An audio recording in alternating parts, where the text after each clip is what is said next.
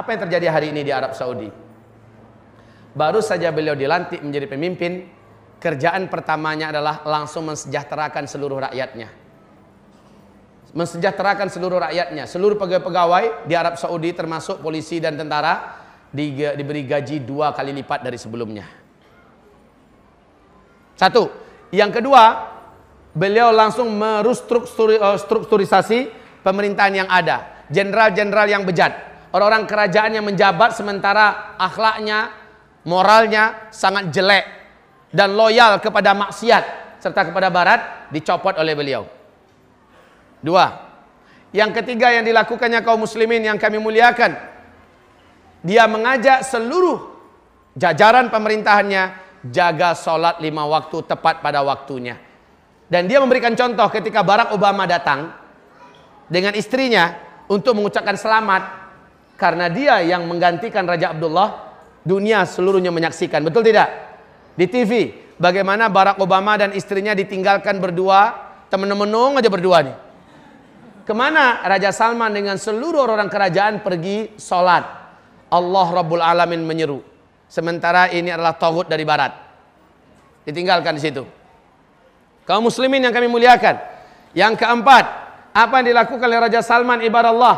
Membebaskan seluruh tawanan-tawanan, khususnya para ulama-ulama yang loyal kepada dakwah sunnah tapi tegas mengkritik pemerintah. Seperti Syekh Dr. Saman Audah, Syekh Safar Hawali. Banyak masyayikh ulama-ulama dibebaskan dari penjara seluruhnya. Para mujahidin-mujahidin yang dulunya ikut berperang dan akan pergi ke Suriah, tapi di masa Abdullah kan dicekal, lalu dipenjarakan, dibebaskan seluruhnya. Subhanallah, Pak. Yang kelima yang dilakukan oleh Raja Salman adalah Menteri Agama yang dipecat oleh Raja Abdullah karena begitu kuat kepada Islam dan sangat tajam mengkritik pemerintah, dipecat. Lalu diangkat menteri baru sebagai Menteri Agama.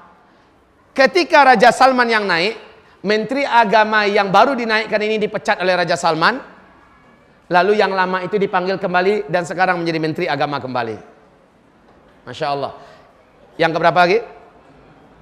Yang keenam, saat Presiden Sisi datang, yang terkenal melakukan kudeta terhadap pemerintahan resmi Mursi yang terpilih secara demokratis di Mesir, ya, dan membantai serta membunuh 7.000-an orang, membakar hidup-hidup jamaah kaum muslimin atas nama Ikhwanul Muslimin, 300-an orang jamaah, Pak, di alun-alun, di tempat terbuka.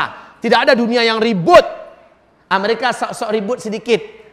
Padahal dia punya makar di belakang itu untuk menggulingkan Mursi. Setelah Mursi berpidato, kita wajib bebaskan Al-Quds. Kita menuju khilafah. Ini pidato Mursi. Subhanallah, ini menggoncangkan Yahudi, Pak. Sehingga Amerika dan lain-lainnya bergerak dengan serentak. Termasuk yang paling gelisah itu adalah Raja Abdullah.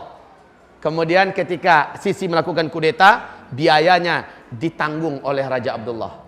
Ketika selesai, ketika seluruh dunia masih ternganga melihat kejadian di Mesir, Raja Abdullah lah yang paling pertama mengucapkan selamat kepada As-Sisi.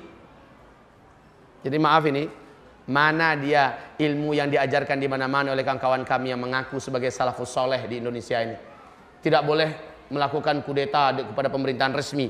Mursi itu kan pemerintahan resmi. Pemerintahan resmi, terpilih secara resmi kaum muslimin. Ternyata di kudeta, harusnya kudeta itu kan bughot. Kenapa tidak diperangi? Malah ikut mengucapkan congratulations for you. Lalu apa kata Saudi mengatakan dengan gagahnya? Wahai Sisi, jangan cemas. Kalau seluruh dunia menolak kalian, maka kami menerima kalian. Kalau seluruh dunia menutup pintu dari kalian, kami memberikan pintu kami kepada kalian. Maka dana pertama yang mengucur adalah $1 miliar, Pak. Diumumkan seluruh TV seluruh dunia dari Arab Saudi untuk Sisi, untuk menstabilkan kembali keadaan pemerintahan. Lalu mengalir setiap bulannya dana miliaran dolar, Masya Allah, Pak, dari Saudi. Ini terjadi pada masa Abdullah.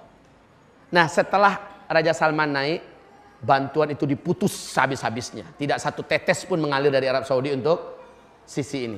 Ketika Sisi coba datang, mencoba menjilat, mencoba juga ingin mengucapkan selamat, disambut dengan dingin oleh Raja Salman. Tak lebih dari 2 jam, Pak. Sangat dingin sambutan Raja Salman. Dan pulang kembali marah-marah orang-orang yang pro dengan Sisi sampai diumumkan di TV Mesir bahwa mereka sangat benci dengan Salman segala macamnya. Awas nanti bla bla bla bla, kan gitu kan? Karena presidennya tidak dihormati. Gimana menghormati pembunuh kaum muslimin? Orang yang melakukan kudeta, orang yang tangannya berlumuran dengan darah dan ternyata punya loyalitas dengan Iran. La haula wala quwata illa billah. Namun yang ketujuh, saat Erdogan datang, Pak. Erdogan, presiden Turki, inilah presiden Islam yang mana di tangannya Turki menuju kepada puncak kejayaannya sekarang ini, Pak. Hanya 10 tahun beliau baru memimpin di Turki, Pak. Eropa seluruhnya kalah oleh Turki. Dalam hal apa saja? Dalam hal pendidikan, dalam hal teknologi, apalagi dalam hal ekonomi, Pak. Di segi militer, Turki sudah mampu membuat senjata perang sendiri, pesawat tempur sendiri. Turki sudah memproduksi alat-alat, bahkan di Amerika dan Eropa hari ini, Pak, dalam 3 alat elektronik pasti satunya dari Turki, dan itu mesti yang terbaik dengan harga yang mahal. Di tangan Erdogan, Pak.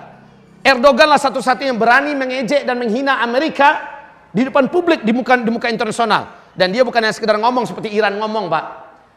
Ketika orang tepuk tangan untuk Yitzhak Rabin, untuk Shimon Peres, ya, ketika orang tepuk tangan untuk Benyamin Netanyahu, siapa yang berani lantang bicara di forum internasional ketika pertemuan seluruh dunia dengan negara maju di dunia? Erdogan naik, memalukan kalian tepuk tangan tadi. Ini manusia macam ini tidak layak untuk kalian tepuk tangani. Dia yang berlumuran darah dengan darah kaum muslimin yang ada di Gaza. Erdogan yang mampu mengucapkan kalimat itu, Pak. Erdogan hari ini menggratiskan seluruh biaya sekolah. Rumah sakit ratusan bermunculan sekarang ini dengan fasilitas yang mewah, gratis untuk rakyatnya. Subhanallah kaum muslimin. Di masa Erdogan ini jilbab kembali pada tempatnya. Di masa Erdogan ini diwajibkan belajar bahasa Arab di seluruh sekolah, mulai dari SD sampai perguruan tinggi. Masya Allah. Di masa Erdogan ini kaum muslimin, hamba-hamba Allah yang kami muliakan, produk-produk untuk diimpor meningkat dengan tajam. Di masa Erdogan ini 3 tahun berturut-turut maskapai penerbangan yang terbaik di muka bumi, 3 tahun berturut-turut Turki yang punya. Subhanallah, Pak.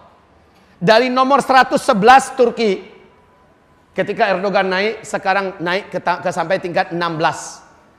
Yang termaju dan terkuat di dunia hari ini. Subhanallah. Nah, Erdogan datang. Erdogan lah yang membukakan pintu untuk para mujahidin dan para bantuan sosial yang datang seluruh dunia untuk Suriah. Betul tidak? Turki lah satu-satunya negara yang menjadikan perbatasannya sebagai tempat yang terbuka untuk menerima para pengungsi dari Suriah. Dan jutaan sekarang diberi makan tiap hari, Pak. Diberi makan tiap hari. Diberikan pelayanan kesehatan dan sebagainya. Dan siapapun mujahidin yang datang dari Eropa, dari Indonesia, dari mana datang, dipersilakan masuk lewat perbatasannya. Hanya Turki satu-satunya, beraninya luar biasa. Barat, Amerika nggak berani macam-macam. Kenapa? Turki sudah menjadi singa Eropa hari ini. Saat dia datang, disambut oleh Raja Salman dengan sangat hangat. 3 hari 3 malam mereka bersama dengan sangat indahnya. Luar biasa, Pak. 3 hari 3 malam, lalu keluar keputusan bersama bahwa semua energi, semua potensi, semua kemampuan yang ada pada Turki, yang ada pada Arab Saudi akan dikerahkan untuk menjatuhkan Bashar Assad. Allahu Akbar. Ini Raja Salman loh, Pak. Maka seluruh pejuang-pejuang yang ada di Suriah selain ISIS akan ditopang sepenuhnya. Subhanallah.